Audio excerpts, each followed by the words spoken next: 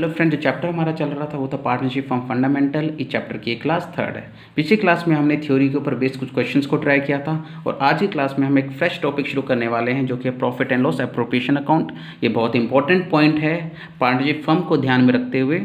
जो कॉन्सेप्ट इसमें हम कवर अप करने वाले वो हैं, what is profit and loss appropriation account, profit and loss appropriation क्या होता है, ये क्यों बनाया जाता है, कौन से केस में बनाया जाता है और कैसे बनाया जाता है, क्या होता है, क्यों बनाया जाता है, कहाँ पे बनाया जाता है और कैसे बनाया जाता है। Profit and loss appropriation account कुछ नहीं है, ये प्रॉफिट एंड लॉस अकाउंट का ही एक स्वरूप है, प्रॉफिट एंड लॉस अकाउंट का ही एक पार्ट है। It is a part of profit and loss account. क्यों बनाया जाता है ये? To distribute profit between partners, ये पार्टनर्स के बीच में प्रॉफिट डिस्ट्रीब्यूट करने के लिए बनाया जाता है। कहाँ पे बनाया जाता है? ये इसी पार्टनरशिप फर्म के केस में बनाया जाता है। पार्टनरशिप फर्म के केस में ही ये बनाया जाता है, कंपनी में नहीं, प्रोप्राइटरशिप में नहीं, किसी और केस में नहीं, सिर्फ पार्टनरशिप फर्म के केस में। कैसे बनाया जाता है ये इसका एक फॉर्मेट दिया हुआ है जो कि हम समझेंगे और पढ़ेंगे। तो चलिए शुरू करते हैं। Profit and loss appropriation account के कॉन्सेप्ट को समझने के लिए हमें थोड़ा बेस में जाना पड़ेगा, 11th क्लास और 12th क्लास के कंपैरिजन के लिए। 11th क्लास में जो हम बुक्स ऑफ अकाउंट यानी फाइनल अकाउंट में जो चीज़ें बनाते थे वो थी ट्रेडिंग अकाउंट, दूसरा था प्रॉफिट एंड लॉस अकाउंट, तीसरा था बैलेंस शीट। यानी कि जो यहाँ पे नेट प्रॉफिट या नेट लॉस होता था वो सीधा का सीधा कहाँ चला जाता था? बैलेंस शीट में कैपिटल में हम ऐड कर देते, कैपिटल में हम नेट प्रॉफिट यहाँ पे ऐड कर देते थे, या लॉस होता था तो यहाँ पे माइनस कर देते थे 11th में। 12th क्लास में हमें एक और अकाउंट इंट्रोड्यूस करना है, वो है पार्टनरशिप फर्म के लिए। प्रोप्राइटर के लिए क्या होता था? ट्रेडिंग अकाउंट बनाते थे, P&L अकाउंट बनाते थे और बैलेंस शीट। जो यहाँ पे प्रॉफिट या लॉस होता था वो बैलेंस शीट में कैपिटल अकाउंट में ट्रांसफ़र हो जाता था। यहाँ पे क्या होता है? पहले हम ट्रेडिंग अकाउंट बनाते हैं, प्रॉफिट एंड लॉस अकाउंट बनाते हैं, तीसरा बनाते हैं P&L एप्रोप्रिएशन अकाउंट। यानी दोनों के कॉम्बिनेशन को हम P&L अकाउंट कहते हैं, लेकिन इसमें हम दो अकाउंट अलग अलग बनाते हैं। P&L अकाउंट अलग है, P&L एप्रोप्रिएशन अकाउंट अलग है। और चौथा क्या बनाते हैं? Balance sheet. अब इसमें अंतर क्या है, क्यों अलग अलग क्यों बनाए जाते हैं? वो इसलिए बनाए जाते हैं, मान लीजिए एग्जाम्पल मैं ले रहा हूँ, प्रोप्राइटर के केस में हम देखते हैं। यहाँ पे हमारा P&L अकाउंट है, ट्रेडिंग अकाउंट मैं नहीं बना रहा हूँ, मैं P&L अकाउंट बना रहा हूँ सीधा ही। बाय ग्रॉस प्रॉफिट हमारा यहाँ पे, और यहाँ पे जो हमारा नेट प्रॉफिट आएगा, जितने भी यहाँ पे खर्चे होंगे, सैलरी टू एम्प्लॉयज़ हो गया, टू इलेक्ट्रिसिटी एक्सपेंसेस हो गए, एक्स्ट्रा जो भी होगा, नेट प्रॉफिट हमारा यहाँ पे आता था। और उसके बाद हम बनाते थे बैलेंस शीट। बैलेंस शीट में यहाँ पे लायबिलिटी साइड होती थी, यहाँ पे एसेट साइड होती थी, यहाँ पे जो प्रोप्राइटर होता था उसका कैपिटल होता था, उसके अंदर यहाँ पे हम नेट प्रॉफिट ऐड कर देते थे और नेट लॉस होता था उसको माइनस कर देते थे। उसमें कोई झंझटबाजी नहीं होती क्योंकि एक ही ओनर होता था। ओनर कौन होता था? सिर्फ वन पर्सन, एक ही बंदा होता जो ओनर होता। वही तो प्रोप्राइटरशिप है। दो या एक से ज़्यादा यानी दो या दो से ज़्यादा लोग होंगे तो वो प्रोप्राइटरशिप थोड़ी कहलाएगी मालिक, वो क्या कहलाएगी? पार्टनरशिप। तो उसमें एक ही बंदा होता था तो उसको प्रॉफिट यहाँ पे बंटवारा हो जाता था आराम से। उसको प्रॉफिट है लॉस, उसको कोई दिक्कत नहीं थी, उसको किसी से लड़ाई झगड़ा नहीं करना होता था। लेकिन जो पार्टनरशिप फर्म होती है उसमें क्या होता है? मान लीजिए पार्टनरशिप फर्म में आपका P&L अकाउंट आपने बनाया और यहाँ पे आपने ग्रॉस प्रॉफिट लिख दिया और यहाँ पे आपका नेट प्रॉफिट आने वाला है। अब यहाँ पे क्या होगा? आप सोचिए, इस केस में भी हम P&L अकाउंट एप्रोप्रिएशन अकाउंट नहीं बन रहा, सीधा बैलेंस शीट में ही डाल रहे हैं। तो सबसे पहले दिक्कत क्या होगी? कैपिटल ए का कैपिटल अलग होगा, बी होगा, सी होगा, डी होगा, 4 बंदे हो गए। मैंने तो 4 ही माने, हो सकता है 50 हो, 40 हो, आपने पढ़ा है कि मैक्सिमम 50 हो सकते हैं। तो जब ए बी सी डी ऐसे बंदे होंगे बैलेंस शीट में, उसका कैपिटल होगा एक, इसका भी कैपिटल होगा, इसका भी कैपिटल होगा और इसका भी कैपिटल होगा। जो यहाँ पे प्रॉफिट है, मैं तो मान रहा हूँ प्रॉफिट है और खाली प्रॉफिट ही बटने वाला है, किसी को सैलरी कमीशन इंटरेस्ट कुछ नहीं मिलने वाला, मान लीजिए एग्जाम्पल है। तो जो प्रॉफिट होगा वो हम इक्वली भी बांट रहे हैं, तो हमें प्रॉफिट यहाँ पे ऐड करना पड़ेगा, उसका हिस्सा प्रॉफिट इसके कैपिटल में ऐड होगा, उसका हिस्सा प्रॉफिट का उसका यहाँ पे ऐड होगा, सबका प्रॉफिट ऐड होगा, तो कैपिटल चेंज होगा यहाँ पे, यानी प्रॉफिट ऐड होने के बाद कैपिटल चेंज होगा। तो अगर ज़्यादा पार्टनर होगा तो बैलेंस शीट कितनी बड़ी बन जाएगी। सबसे पहली बात है कि बैलेंस शीट बहुत बड़ी बन जाएगी। सबसे बड़ी दिक्कत तो ये है कि बैलेंस शीट इतनी बड़ी ना बने, तो उन्होंने बोला कि जो पैसे पार्टनर को बंटने के लिए होते हैं, यानी पार्टनर को जो हम देने वाले हैं, इस केस में क्या था, पार्टनर एक था, तो उसको जो प्रॉफिट ही मिलेगा वो प्रॉफिट ले जाएगा पूरा पूरा, अपने आप को सैलरी थोड़ी देगा। पार्टनरशिप फर्म में एक दिक्कत ये है, जो मैं अगले पॉइंट में समझाता हूँ। पार्टनरशिप फर्म में एक दिक्कत ये है कि जब हम एक पार्टनरशिप, इस पॉइंट को ध्यान से सुनेगा कि क्या क्या दिक्कतें आती है जो हमें P&L एप्रोप्रिएशन अकाउंट बनाना पड़ रहा है। मान लीजिए 4 पार्टनर है, A B C plus D, ये पार्टनर्स हैं। जो जो पॉइंट इंपॉर्टेंट है, मतलब ये जो चीज़ P&L appropriation account important point है, इनके ऊपर मैं टाइम लगाने वाला हूँ। जो जो कॉन्सेप्ट समझाने वाली चीज़ें उनके ऊपर टाइम लगेगा, जिन चीज़ों के ऊपर ज़्यादा कॉन्सेप्ट समझाने की चीज़ नहीं है उनको जल्दी जल्दी करेंगे, यानी क्वेश्चन थोड़ा जल्दी जल्दी करेंगे, लेकिन कॉन्सेप्ट हम आराम से धीरे धीरे करेंगे। ये बंदा लेके आया 2 लाख रुपए कैपिटल, नया बिजनेस शुरू कर रहे हैं, न्यू बिजनेस,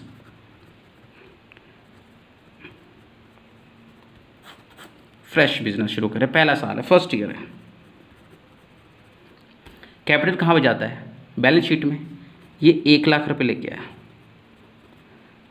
ये लेके आया 2.5 लाख रुपए, और ये लेके आया 5 लाख रुपए। इतने पैसे लेके आइए।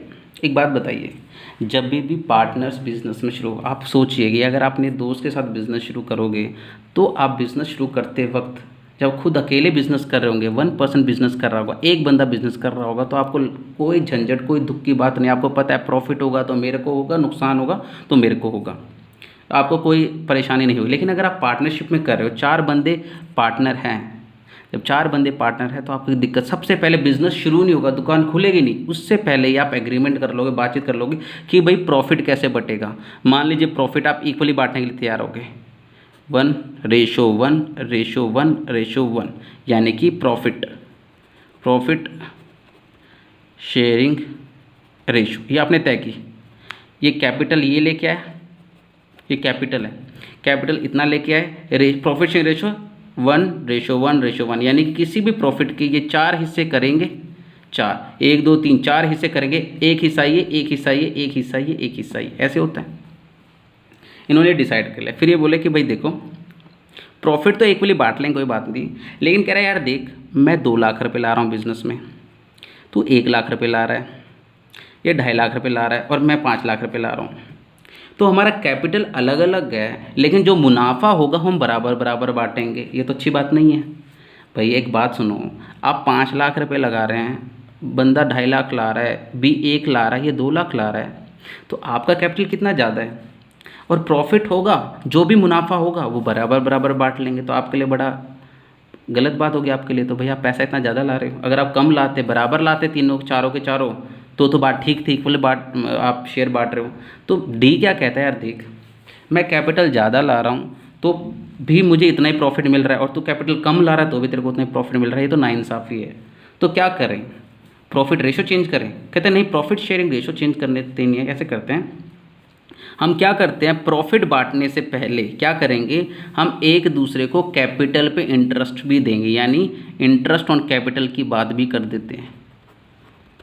इंटरेस्ट ऑन कैपिटल की बात भी करते हैं भाई, 10% इंटरेस्ट ऑन कैपिटल, 10% मेरे को भी मिलेगा, 10% तेरे को भी मिलेगा, 10% तेरे को भी मिलेगा, यानी रेशो जो होती है कैपिटल की वो बराबर ही रखते हैं।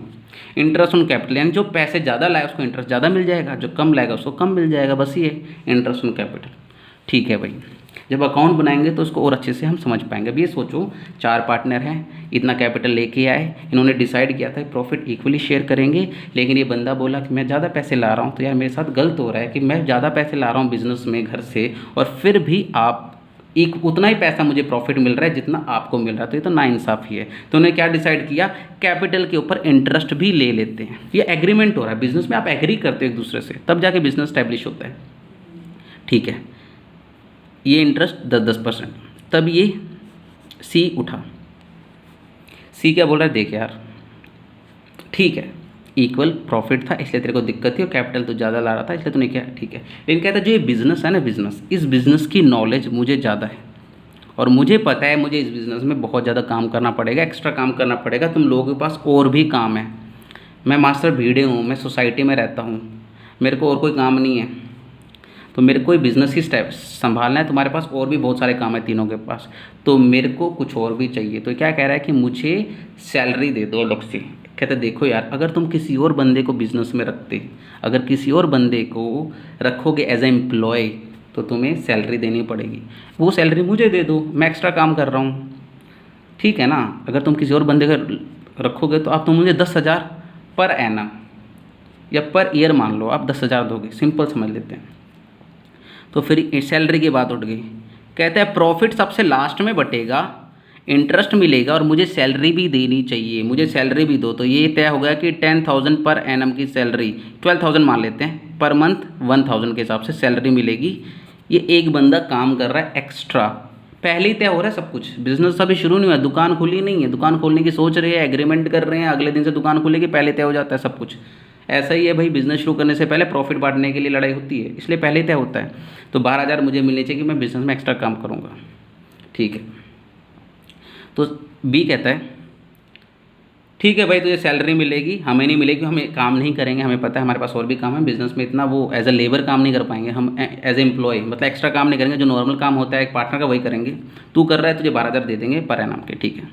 बी कहता है मैं पार्टनर तो हूँ ही, मेरी जान पहचान मार्केट में बहुत है, मेरे को मार्केट में बहुत लोग जानते हैं, तो मैं अपने बिजनेस के लिए काम लेके आऊँगा, यानी बिजनेस में को ग्रो करने में एक्स्ट्रा एफर्ट लेके आऊँगा, मैं क्लाइंट लेके आऊँगा अपने बिजनेस के लिए, मेरी जान पहचान है। कहता है जो भी क्लाइंट लेके आएगा उसको कमीशन मिलेगा। तो इसको पता था ये लेके आएगा, तो पहले से ही तय हो रहा है कमीशन,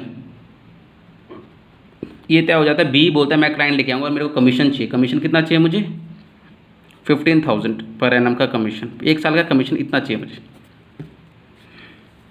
15,000 का। तो पहले तय होता है कमीशन रेट पे ऊपर होगा, जो भी थोड़े यही क्लाइंट लाए, हो सकता है ये भी लिया ये भी ले, कोई भी लिया, तो पहले तय होता है कमीशन बाई 10%, जो भी क्लाइंट लाएगा उससे जो प्रॉफिट होगा, क्लाइंट से जो फीस मिलेगी उसका 10% तू लेके जाना। तो क्वेश्चन में हमें बताया होगा, हमें कोई दिक्कत की बात नहीं है। तो कमीशन, एक बात बताइए, अगर हम बैलेंस शीट में एक बैलेंस शीट बनाएं और यहाँ पे कैपिटल हो ए बी सी डी, ए कितना कैपिटल लेके आया था, 2 लाख, बी कितना लाया था, 1 लाख, सी कितना लाया था, 2.5 लाख, और डी कितना लाया था, 5 लाख। तो जो उसका इंटरेस्ट होगा वो इंटरेस्ट देंगे हम यहाँ पे ए को, इसको इंटरेस्ट देंगे, इसको इंटरेस्ट देंगे, इसको इंटरेस्ट देंगे, इसको तो सैलरी नहीं मिली, इसको सैलरी देंगे 12,000 की, वो ऐड होगी, इसको कमीशन देंगे, सॉरी इसको कमीशन देंगे 15,000 का, इसको सैलरी देंगे 12,000 की, तो जाके कैपिटल चेंज होगा। तो ऐसे बहुत सारी चीज़ें होती है जो हमें ऐड करनी होती है। तो क्या हमारा कैपिटल, हमारी बैलेंस शीट इतनी बड़ी नहीं बन जाएगी, इतनी बड़ी बैलेंस शीट है, उसमें झंझटबाजी है। पहला कारण तो ये है कि हमें P&L एप्रोप्रिएशन अकाउंट बनाना पड़ता है।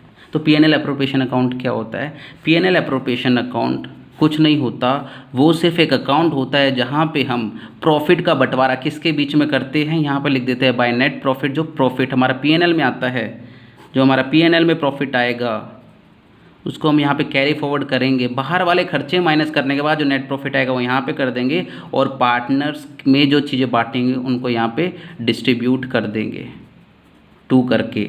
और फिर यहाँ पे क्या आएगा, हमारा जो भी चीज़ बचेगी हमने क्या करेंगे, प्रॉफिट हमारा बट जाएगा सब में, और वो प्रॉफिट जो बचा हुआ प्रॉफिट सब कुछ देने के बाद पार्टनर के कैपिटल में ऐड हो जाएगा, और बचा हुआ प्रॉफिट हम कहाँ ऐड लिख देंगे, जो अमाउंट आएगी सीधी सीधी, यानी जो पार्टनर को दे रहे होंगे वो हम कैपिटल अकाउंट में लास्ट में ऐड कर देंगे बैलेंस शीट में। यानी कि ये कंबाइन अकाउंट बनाएंगे PNL appropriation account. And PNL appropriation account क्या था, वो अकाउंट जो कि पार्टनर को पैसे देने के लिए बनाया जाता है कि पार्टनर को हम क्या क्या देने वाले हैं एज अ पार्टनर होने की वजह से। पीएनएल एप्रोप्रिएशन अकाउंट क्या होता है, पीएनएल एप्रोप्रिएशन अकाउंट वो अकाउंट जो बनाया जाता है पार्टनर्स को प्रॉफिट डिस्ट्रीब्यूट करने के लिए।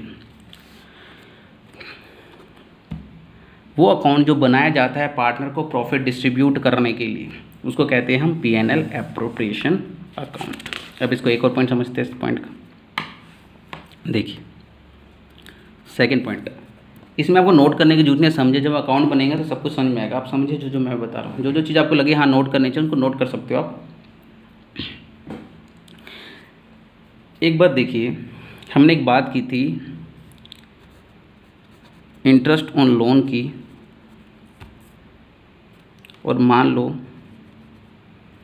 पहले हम इंटरेस्ट ऑन लोन की बात करते हैं। इंटरेस्ट ऑन लोन की बात करते हैं, उसकी बात करने से पहले हम एक पीएनएल अकाउंट के बारे में एक छोटा सा ओवरव्यू लेते हैं,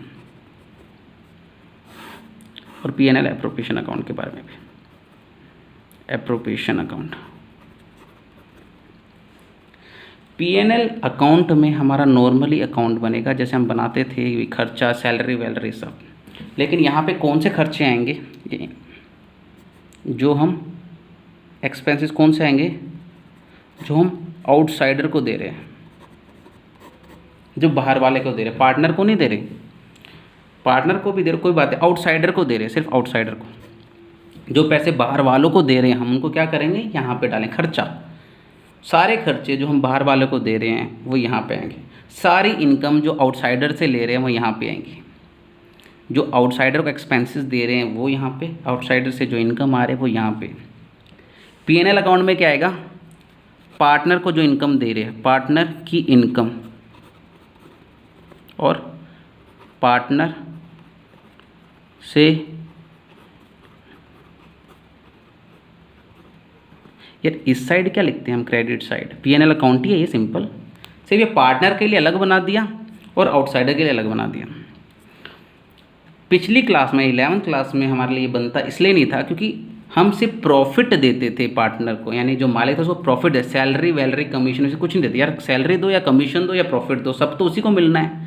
तो प्रॉफिट के छोटे छोटे टुकड़े करेंगे भाई, सैलरी अलग से, प्रॉफिट अलग से, कमीशन अलग से, तो कोई मतलब नहीं बनता ना। सब कुछ तो पार्टनर को, उसको ही जाना है, प्रोप्राइटर को, तो उसका कोई भी अलग से बंटवारा नहीं, सीधा ही एक प्रॉफिट होता था, नेट प्रॉफिट, और वो प्रोप्राइटर के अकाउंट में, कैपिटल अकाउंट में चला जाता था।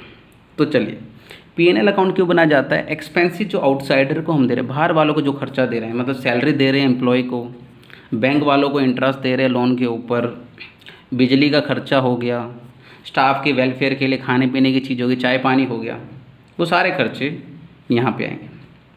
जो नॉर्मल छोटे मोटे मिसलेनियस एक्सपेंसेस होगी यहाँ पे। ये मत सोचना पार्टनर के चाय पानी का खर्चा यहाँ पे, नहीं, पार्टनर को जो प्रॉफिट का हिस्सा मिल रहा है उसकी बात कर रहे हैं, छोटे मोटे खर्चे की बात नहीं कर रहे। तो यहाँ पे कौन से खर्चे आएंगे, जो बाहर वालों को दे रहे हैं, पैसे जो बाहर वालों की जेब में जा रहे हैं वो यहाँ पे आएंगे। जो पैसे पार्टनर की जेब में जा रहे हैं वहाँ पे, अगर पार्टनर चाय पिएगा तो पैसे कहाँ जाएंगे, बाहर ही जाएंगे ना। बाहर जो पैसे जा रहे हैं वो यहाँ पे, जो पार्टनर की जेब में जो पैसे जा रहे हैं वो यहाँ पे। अब यहाँ पे लिए इनकम, ये जो इस तरफ क्या होती है, बिजनेस की इनकम होती है। लेकिन अगर हम पार्टनर से कोई पैसा लेते हैं किसी चीज़ के लिए भी, पार्टनर से पैसा लेते हैं इनकम की फॉर्म में, उसको कुछ चार्ज करते हैं, उसको कोई खर्चा मानते, वो अपना खर्चा मान रहा है और हमें मिल रहा है, उसको क्या कहेंगे, इनकम। वो यहाँ पे हमारे फर्म की इनकम कहलाएगी और वही पार्टनर को बट भी जाएगी थोड़ी बहुत। तो पार्टनर से कोई खर्चा करवा रहे यहाँ पे तो उसको इनकम हमारे फर्म की, पार्टनर को कुछ इनकम दी तो यहाँ पे हमारे लिए तो खर्चा है, और पार्टनर से कुछ पैसे लिए वो यहाँ पे आएंगे, जो कि फर्म के लिए इनकम होनी चाहिए। पैसे लिए मतलब ये नहीं कैपिटल यहाँ पे डाल दो, नहीं, पार्टनर से कुछ इंटरेस्ट ऑन ड्राइंग ली, ड्राइंग के ऊपर इंटरेस्ट लिया, वो सब यहाँ पे आएगा इनकम। तो एक ही चीज़ होती है जो यहाँ पे थी, वो आती है इंटरेस्ट ऑन ड्राइंग। तो ठीक है, आप समझ गए थोड़ा सा इसको। आगे इसको एलेबरेट करते हैं थोड़ा सा। अब मैं एक क्यों बता रहा था, एक केस देखिए, पार्टनर लोन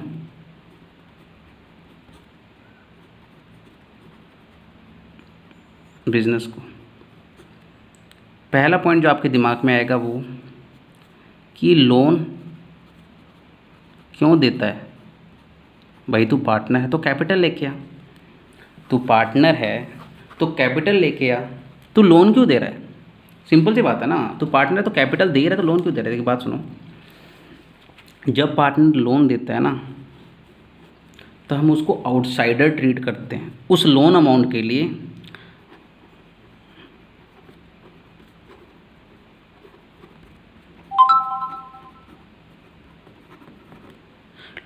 लोन क्यों देता है, partner is treated as outsider for the loan amount.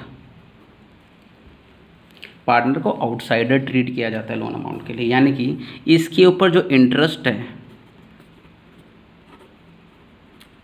Is a charge. Charge मतलब क्या होता है भाई, क्वेश्चन में लिखा होता है इज अ चार्ज। किसी भी चीज़ के आगे चार्ज लिखा होना, चार्ज का मतलब क्या होता है, वो चीज़ खर्चा है वो देनी ही देनी है, चार्ज वो देनी ही देनी है। तो छोड़ो चार्ज के वर्ड को छोड़ो, इंटरेस्ट ऑन लोन अगर होगा तो कहाँ पे आएगा, वो पीएनएल अकाउंट में आएगा, पीएनएल एप्रोप्रिएशन में आएगा, वो आएगा पीएनएल अकाउंट में, क्योंकि पीएनएल अकाउंट में कौन से एक्सपेंसेस आते हैं, आउटसाइडर के। और मैंने बोला जब आप लोन देते हो तो आपको आउटसाइडर ट्रीट, पार्टनर हो या क्या हो, आपको आउटसाइडर ट्रीट किया जाएगा। सिंपल सा लॉजिक है। एक फर्म है, एग्जाम्पल है इसका, फर्म है जिसमें ए एंड बी पार्टनर है, ए प्लस बी पार्टनर है इसके अंदर। ए लेके आता है 2 लाख रुपए, बी लेके आता है 2.5 लाख रुपए। टोटल कैपिटल कितना है फर्म में, कैपिटल टोटल कितना है, 4.5 लाख रुपए का कैपिटल पड़ा हुआ है।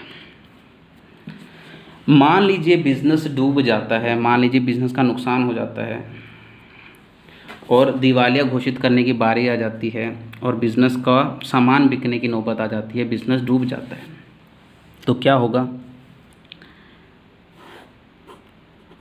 दिवालिया जब कोई चीज़ होती है बिज़नेस, तो उसके जो बैलेंस शीट में जो मशीनरी एसेट्स पड़े होते हैं, लैंड बिल्डिंग एक्सेट्रा, ये सब बिक जाते हैं। और ये बिक के क्या होता है, ये सब सोल्ड हो जाते हैं, ये बिक जाता है, कोर्ट इनको बेच देता है और किसको देता है, क्रेडिटर को पे ऑफ करता है, क्रेडिटर के खर्चे पे ऑफ करने के लिए यूज़ करता है। और फिर बचे हुए पैसे किसको मिलते हैं, पार्टनर को।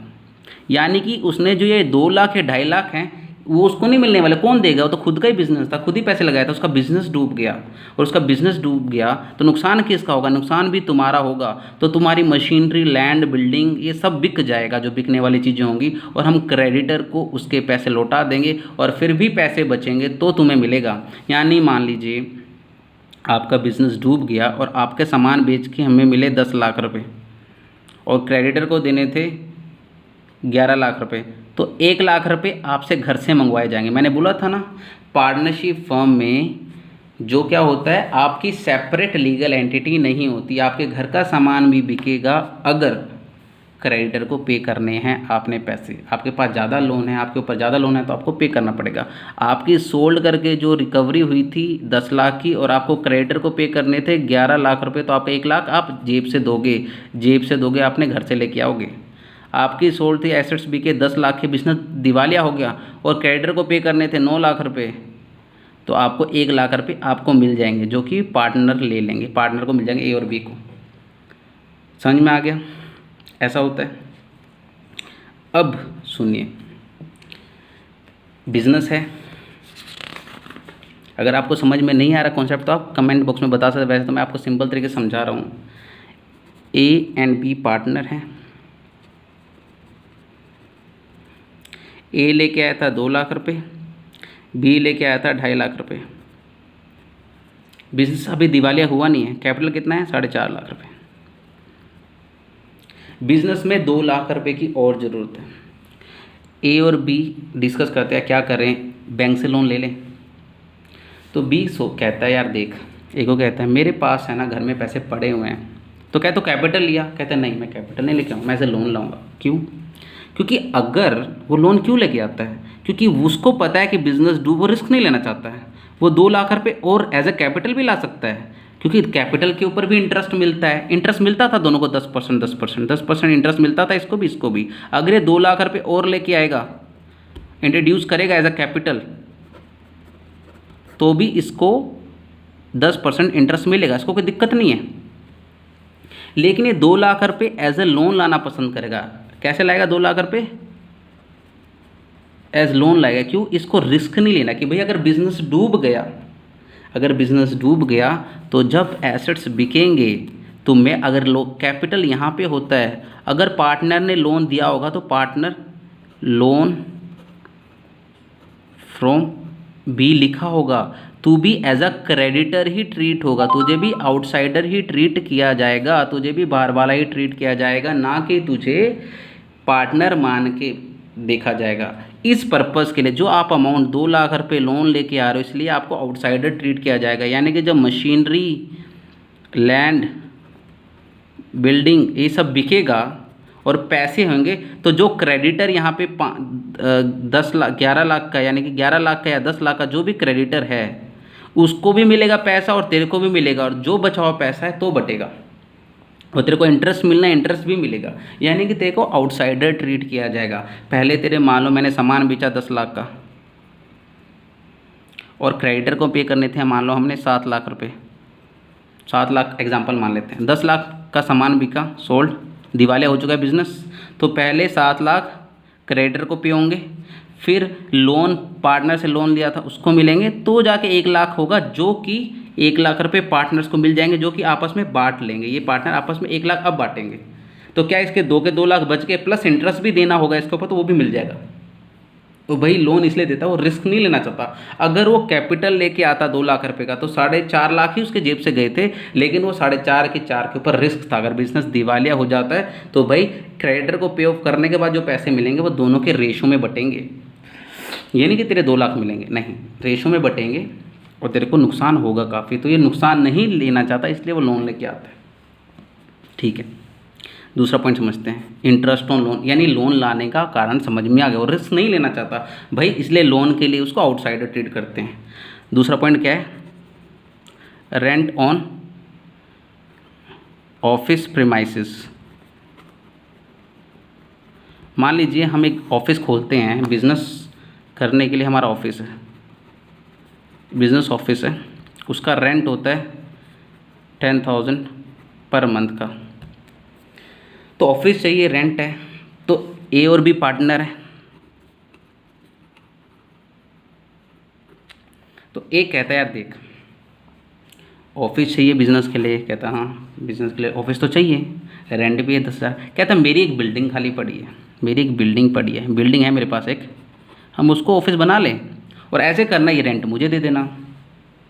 यानी कि जब आप बिजनेस, यानी पार्टनर के दायरे से बाहर आके, पार्टनर ना होने की वजह से, पार्टनर होते या ना हो, आप पार्टनर से अलावा, देखो भाई अगर आप बाहर भी रेंट देते तो पार्टनर को बिल्डिंग दे रहे हो, पार्टनर से ले लो, तो आप ये थोड़ी मानोगे पार्टनर को पैसे दे रहे हो, आप बोलोगे आउटसाइडर को पैसे दे रहे हो। जब पार्टनर से आप एक्स्ट्रा बेनिफिट लेते हो, वो बेनिफिट जो आउटसाइडर से लेते तो आप उसको पैसे देते, तो आप उसको जो पैसे दोगे, जो आप खर्चा करोगे उसके ऊपर, उसको एज अ आउटसाइडर ट्रीट किया जाएगा, और इसको जो रेंट मिलेगा बिल्डिंग के ऊपर वो एज अ आउटसाइडर होगा, यानी कि इसकी पेमेंट होगी ही होगी।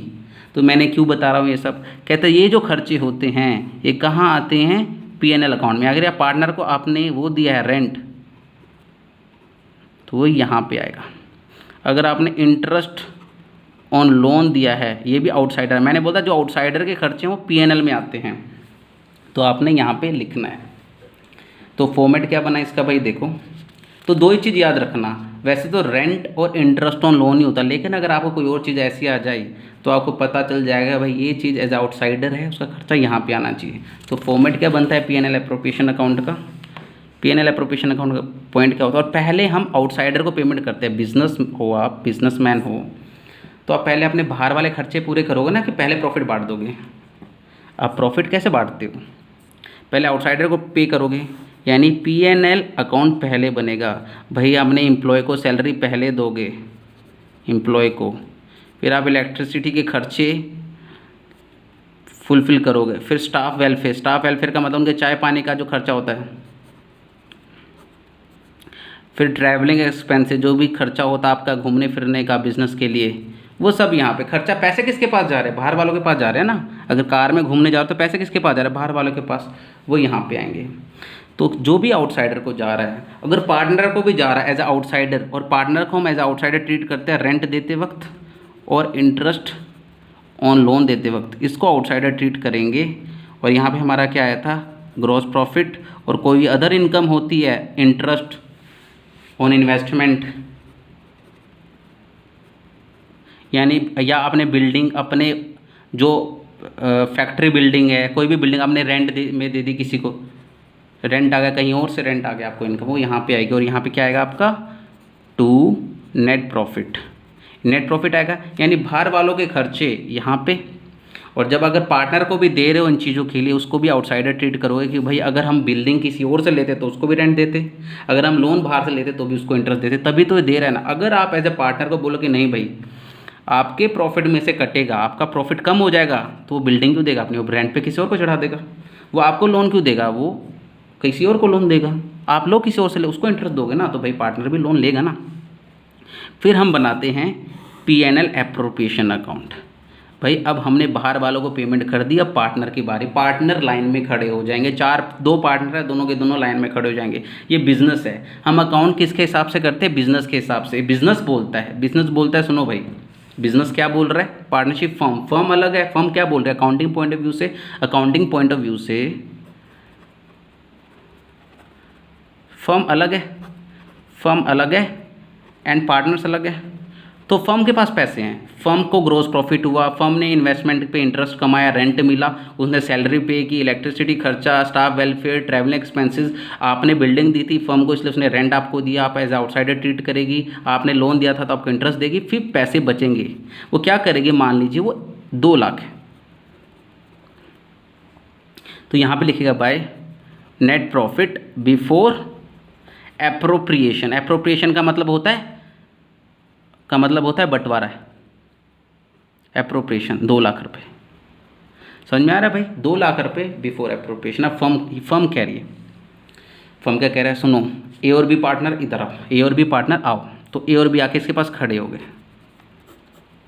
तो बोले बताइए क्या बात है, बताइए आपको क्या था, आपका एग्रीमेंट दिखाइए। तो पार्टनरशिप फर्म के पास एग्रीमेंट होता है, बोलती है ए और बी, आपने एग्रीमेंट किया तो आपके साथ वादा किया गया था कि आपको सैलरी मिलेगी, सैलरी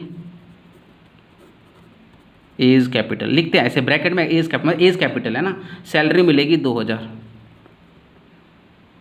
12,000 लिख देते हैं।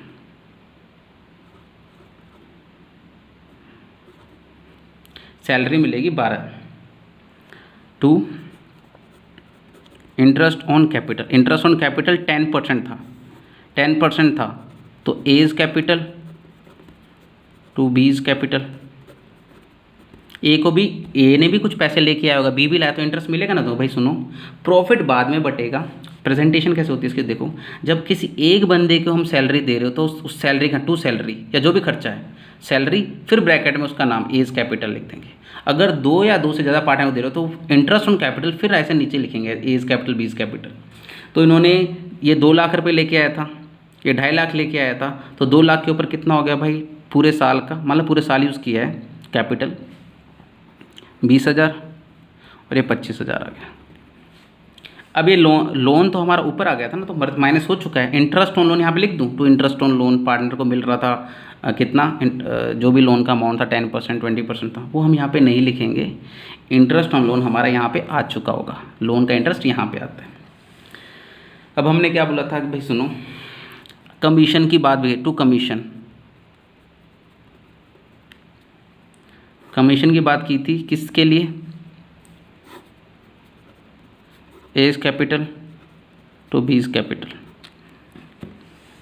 तो हमने यहाँ पे ऐसे नहीं लिखना, जब एक बंदे को दे रहे हो तो हम लिख देते हैं एज कैपिटल और ब्रैकेट में लिख देते हैं सैलरी। तो प्रेजेंटेशन धीरे धीरे करके आ जाएगी, कोई बात नहीं है। हमें क्या देखना है कि भाई हमें बिजनेस क्या करेगा, फर्म जो भी उसको प्रॉफिट जीपी ग्रोस प्रॉफिट होगा पहले वो प्रॉफिट कलेक्ट करता है, भाई जीपी लेके आओ, इंटरेस्ट ऑन इन्वेस्टमेंट इकट्ठा करेगा, रेंट लेके आएगा सबसे जिससे लेना होगा, सैलरी देगा आउटसाइडर को, एम्प्लॉयज़ को, इलेक्ट्रिसिटी का खर्चा, वेलफेयर का खर्चा, ट्रैवलिंग खर्चा, रेंट देगा पार्टनर को लेकिन एज ए आउटसाइडर बाहर वाला माना जाएगा रेंट देने के लिए, इंटरेस्ट ऑन लोन वो बाहर वाला माना जाएगा, फिर प्रॉफिट बचेगा 2 लाख, फिर 2 लाख अपने पास जेब में रखेगा और पार्टनर को बुलाएगा, भाई आओ पार्टनर्स आओ, दोनों पार्टनर आ गए, कहते भाई हाँ सुनो तुम्हारा एग्रीमेंट क्या था, एक को सैलरी मिलनी चाहिए थी, ले सैलरी, तुम्हें एक इंटरेस्ट ऑन कैपिटल मिलना चाहिए था, लो इंटरेस्ट ऑन कैपिटल, कमीशन मिलना चाहिए था ए और बी को, दोनों को 10,000 का कमीशन, तेरे को 10,000 का सॉरी इसको 5,000 का कमीशन बना, जो भी रेट था उस हिसाब से। अब बोलेगा अब बताओ तुम्हें मिल गया जो पैसा मिलना चाहिए था, अब तुम्हें मिलेगा to profit to be distributed profit. भाई देखो 2 लाख मेरे पास थे, 2 लाख मेरे पास थे, उसमें से 12,000 मैं दे चुका हूँ ए को एज अ सैलरी, फिर मैं दे चुका हूँ 20,000 और 25,000 ये मैंने दे दिया, फिर 10,000 और 5,000 मैंने दे दिया, तो मेरे पास कितने बच्चे 1,28,000। और तुम्हारी रेशो क्या चल रही है, मान लो इक्वल प्रॉफिट डिस्ट्रीब्यूट करना है तो आधे आधे बांट देंगे, यानी 64,000 profit to be distributed, A is capital, B is capital, 64,000। ये क्यों बना रहे हैं यार, अगर देखा जाए तो अब हम बैलेंस शीट बनाएंगे, मान लो तो जो कैपिटल होगा यहाँ पे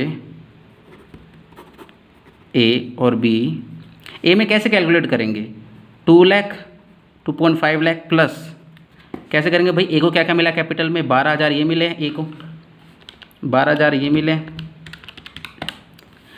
एक और क्या मिला है 20,000 ये मिले, 10,000 ये मिले और 64,000 ये मिले। अब इसको अलग से नहीं लिखना है, टोटल ऐड करके यहाँ पर लिख देना है। अब बी का कैलकुलेट करेंगे, बी को 25,000 ये मिले, 5,000 ये मिले और 64,000 ये मिले, 94,000।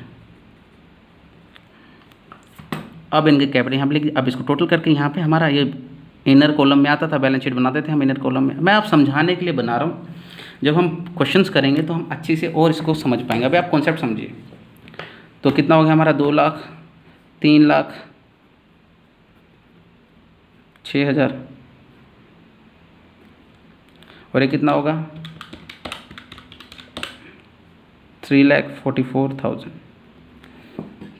समझिए तो हमें क्यों बना रहे हैं partners capital P&L appropriation account, उसका एक कारण ये है, सबसे मेन रीज़न ये है कि जब हम P&L एप्रोप्रिएशन अकाउंट बनाते हैं वो हमें बताता है कि हमने पार्टनर्स को क्या क्या बांटा और क्यों बांटा है, सैलरी दी थी, इंटरेस्ट दिया था, कमीशन दिया था, फिर जाके प्रॉफिट बटा था।